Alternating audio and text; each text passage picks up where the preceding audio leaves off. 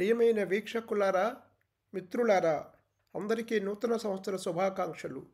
2023లో చేయబోతున్న చిట్ట చివరి ఎపిసోడ్ మన ల్యాండ్ క్లినిక్ ఛానల్ ద్వారా ప్రజలకు, రైతులకు, ముఖ్యంగా భూములకు సంబంధించిన రెవెన్యూ రిజిస్ట్రేషన్ కష్టాలను దూరం చేసేందుకు గట్టిగా ప్రయత్నం ప్రారంభించాం.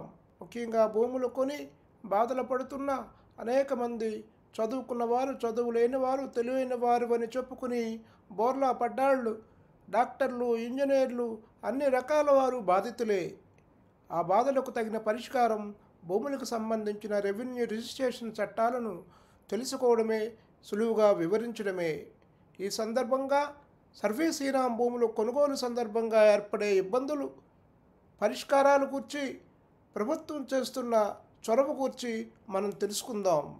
సర్వీస్ ఇనాం అంటే శతాబ్దాల క్రితం కులవృత్తులు చేసేవారికి గ్రామాలలో భూములను ఇనాముగా ఇచ్చేవారు. వారి వృత్తుల పరంగా ఆలయాల నిర్వహణలో, ప్రజా అవసరాలలో వారి భాగస్వామ్యం ఉండేది. ఆ క్రమములో రజక, కుమ్మరి, కమ్మరి, మాదిగ, మాల, షరాబి, భజంత్రి, పూజారి, వడ్రంగి తదితరులు భుక్తి కోసం అప్పట్లో భూములకు ఇచ్చారు. వాటిని అనుభవిస్తూ సేవలు అందించేవారు. 1956లో ఈనాం చట్టం రావడంతో ఈనాం భూములను రద్దు చేసి వాటిని రైతువారీ పట్టాలు ఇచ్చారు.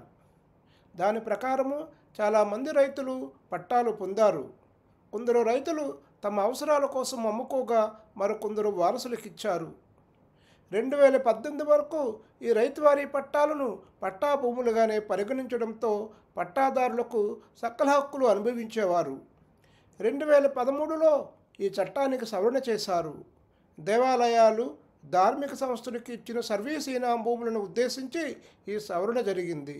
సంస్థలో పనిచేసేవారు ఆ సర్వీసును అందించినంత కాలము ఆ భూమిపైన వచ్చే ఫలసాయాన్ని అనుభవించడమే తప్ప అమ్ముకునేందుకు వీలు లేదని స్పష్టం చేశారు. ఇందుకు అనుగుణంగా దేవాదాయ, ధర్మాదాయ సంస్థలకు సంబంధించిన ఈనాం భూములను 22A పెట్టారు. ఆ సమయంలో వాటితో పాటు గ్రామాలలో చేతి వృత్తుల వారు అనుభవిస్తున్న ఈనాం భూములను కూడా 22Aలో చేర్చేశారు. ఈ సమస్య అనేక మంది రైతులకు కష్టాలను తెచ్చింది. ఈ కష్టాలను గమనించిన ప్రభుత్వము పరిష్కారానికి చర్యలు పూనుకుంది.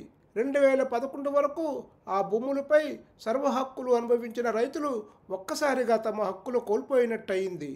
ఈ తప్పును సరిచేసే అవకాశం ఉన్నా దీని గురించి పట్టించుకోలేదు. అప్పటి నుంచి న్యాయం చేయాలని బాధిత రైతులు ప్రభుత్వ కార్యాలయాలు, ప్రజాప్రతినిధుల చుట్టూ తిరుగుతూనే ఉన్నారు. లక్షలాది మంది రైతులతో ముడిపడి ఉన్న ఈ సమస్యను పరిష్కరించాలనే ఆలోచన రావడంతో పరిష్కారానికి చర్యలు ప్రారంభించారు. అందులో భాగంగానే సర్వీస్ ఇనాం భూములను 22A జాబితా నుండి తొలగించి 2013కు ముందున్న సర్వ హక్కులు కల్పించాలని మంత్రివర్గం ఆమోదించింది. దీనివల్ల వివిధ కులవృత్తులలో 1,13,610 మందికి చెందిన 1,68,604 ఎకరాల భూమికి విముక్తి లభిస్తుంది.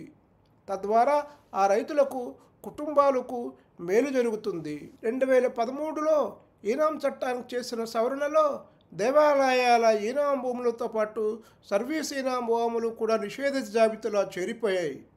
వాటిని ఇప్పుడు ఆ జాబితా నుండి తొలగించి లక్షలాది మంది సర్వీస్ ఇనాం రైతులకు ప్రభుత్వం మేలు చేయాలని నిర్ణయించింది. ఆంధ్రప్రదేశ్, ఆంధ్ర ప్రాంతం ఈనాం నిబంధనలు పేర్కొంటూ 1956 ఈనాం రద్దు మరియు రైతువారీ చట్టం సంబంధించి ప్రభుత్వం జారీ చేసిన వివరణ ప్రకారము 1956 ఈనాం చట్టం 16/2013 ద్వారా సవరించబడినది. గ్రామ కళాకారులు, గ్రామ సేవా ఈనాములకు వర్తించదు. మరియు అటువంటి సర్వీస్ ఈనామ్స్ అంటే గ్రామ కళాకారులు, గ్రామ సేవా ఈనాముల విషయంలో ఇప్పటికే మంజూరు చేయబడిన రైతువారీ పట్టాలు చెల్లుబాటు అవుతుందని అనే ఆదేశాలు జారీ చేయబడ్డాయి. మరియు అటువంటి పట్టాదారులు, వారి చట్టపరమైన వారసులు, కొనుగోలుదారులు అన్ని రెవెన్యూ రికార్డుల్లో పట్టాదారుగా నమోదు చేయబడతారు. మరియు అవసరమైన రీసర్వే రికార్డుల్లో అది పొందుపరచబడుతుంది. సర్వీస్ ఇనాం భూములకు 22A నుండి విముక్తి రాబోతుంది. రాష్ట్రంలో అన్ని జిల్లా కలెక్టర్లు తమ జిల్లాలోని అన్ని విలేజ్ ఆర్టిజాన్ విలేజ్ సర్వీస్ ఇనాములను క్షుణ్ణంగా ధృవీకరించి 22A నుండి తొలగింపుకు అర్హత పొందిన భూములను గుర్తించాలని ఆదేశించింది. రిజిస్ట్రేషన్ చట్టం 1988లోని సెక్షన్ 22A కింద నిషేధిత భూమిలో చేర్చబడిన భూముల జాబితా నుండి గ్రామ కళాకారులు విలేజ్ సర్వీస్ ఇనాములను తొలగించే విషయంలో ఈ క్రింది చర్యలు తీసుకుంటారు. ఈ భూములు 1908 రిజిస్ట్రేషన్ చట్టం సెక్షన్ 22Aలోని 1Aలో అసైన్ భూములు కావచ్చు, 1Bలో పరమోక భూములు, 1Cలో దేవాదాయ వక్ఫ్ భూములు, 1Dలో మిగులు భూములు సీలింగ్ భూములు, 1Eలో కేంద్ర రాష్ట్ర ప్రభుత్వాలకు సంబంధించిన భూములు ఉంటాయి. ఈ వివిధ కేటగిరీల్లో ఉన్న సర్వీస్ ఇనాం భూముల విషయంలో ఏం చేయాలని పలువురు కలెక్టర్లు రాష్ట్ర స్థాయి రెవెన్యూ బృందాన్ని స్పష్టత కోరగా వీటన్నిటిపైన CCLA మెమోలో వివరణ ఇచ్చారు. ఈ సర్వీస్ ఇనాములను గ్రామ రెవెన్యూ అధికారులు మరియు తహసీల్దారులు క్షుణ్ణంగా పరిశీలించి 22A జాబితా నుండి తొలగించడానికి అనువైన సర్వీస్ ఇనాం భూముల వెరిఫికేషన్లో గుర్తించాలని తెలియచేసింది. వెరిఫికేషన్లో తొలగించడానికి ఎంపికైన జాబితాను నిషేధిత జాబితాలోని 22A, 1A, 1B, 1D కేటగిరీలో భూముల వివరాలను కలెక్టర్లు నేరుగా జిల్లా రిజిస్ట్రార్లకు పంపి తొలగింపు ప్రక్రియను చేపట్టాలని సూచించారు. 22A, 1E కేటగిరీ భూములు ప్రభుత్వానికి పంపాలని CCLA ద్వారా ప్రభుత్వంపై వీటి నిర్ణయం తీసుకుంటుందని తెలిపారు. 22A, 1C కేటగిరీలో భూములు దేవాదాయ శాఖ కమిషనర్ లేదా వక్ఫ్ బోర్డు CEOకు తగిన నిర్ణయం తీసుకునేందుకు పంపాలని స్పష్టం చేశారు. 22A జాబితాలో చేర్చని ఈ తరహా భూముల విషయంలో ఎలాంటి నిర్ణయం తీసుకోవాల్సిన అవసరం లేదని వాటిని అలాగే ఉంచాలని సూచించారు. ఈ ప్రక్రియలో సర్వీస్ ఇనాం భూముల రైతులందరూ తమ భూములు 22A తొలగింపు జాబితాలో నమోదైందా లేదా చూసుకోవలసిన అవసరం ఉంటుంది. ముఖ్యంగా గ్రామ రెవెన్యూ అధికారి స్థాయిలో జాగ్రత్తగా ఉండి మీ ఈనాం భూములను జాగ్రత్తగా నమోదు చేసుకోవాలి. ఎప్పటికే ఈ కార్యక్రమం పూర్తయింది. 22A జాబితా నుండి తొలగించిన గ్రామ సర్వీస్ ఇనాం భూములు వెబ్లాండ్ ఎలక్ట్రానిక్ రికార్డుల్లో కూడా కనపడాలని చెప్పి రాష్ట్ర స్థాయి రెవెన్యూ అధికారులు ఆదేశించారు. ఆలయాలు, ఎండోమెంటు, వక్ఫ్, ధార్మిక సేవ ఈనాములు మినహా మిగిలిన అన్ని ఈనాం భూములను 22A జాబితా నుండి తొలగించాలి.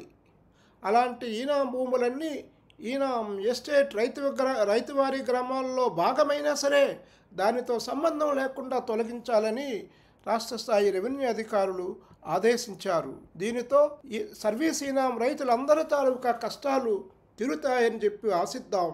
ఈ సమాచారం మీకందరికీ నచ్చినట్టయితే ఈ వీడియోను అందరికీ షేర్ చేస్తారని ఆశిస్తూ సెలవు.